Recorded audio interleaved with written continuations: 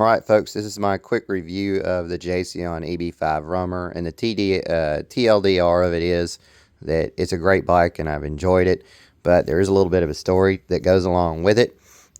When they shipped it with FedEx, and FedEx was absolutely god-awful. Not only did it take forever to get to me, but FedEx borderline destroyed this bike when they shipped it. First off, this part right here, the horn, blinker, and light housing was completely destroyed. All these fenders were bent and tweaked. In fact, this one's a little tweaked still, but I can just fix that myself.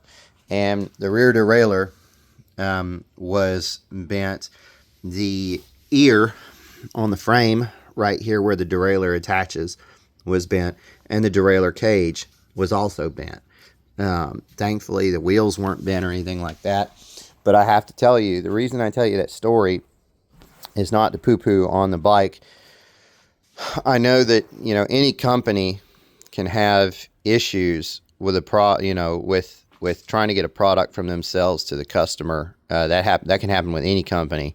But the way that Jasion handled it, I have to give them props for. That's why that story is so important.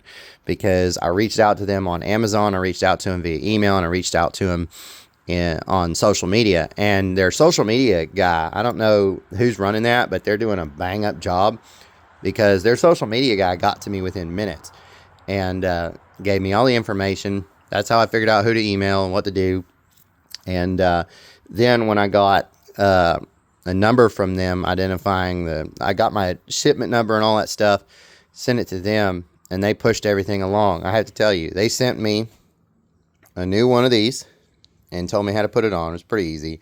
It's literally just a cable that goes from here to here, and there's a connector in there. And then on top of that, they sent me a new derailleur and new derailleur cage. Now, I could have put that on myself pretty easily, but I did find out that this back part of the frame back here was tweaked a little bit, which was bad. And I could have told Jasion about it, and I'm sure they probably would have corrected that too, but I just didn't want to wait anymore. I took it to a local bike shop, and he literally bent it all back into shape, configured everything, and tuned everything for me for $60, and that was just way better than having to wait for a whole bunch of new stuff. But I just have to tell you that as far as their customer service is concerned, they are fantastic. So, shipping a bike always comes with certain risks, but I have to say that Jasion handled those risks with flying colors, and I was just extremely impressed. Now, as far as the bike is concerned, I have not even been able to come close to killing the battery. Of course, I don't go for 10, 20, 40 miles. Yeah, well, I go a little over 10, but not like 40 or anything like that. So I keep the battery pretty well charged. The bike is a bit heavy. It's 65 pounds, and it definitely feels it. So if you got to be like me and lift it into the back of a truck, have some arm strength for sure, and some back strength. And I mean, it's a smooth ride. Shifts real smooth.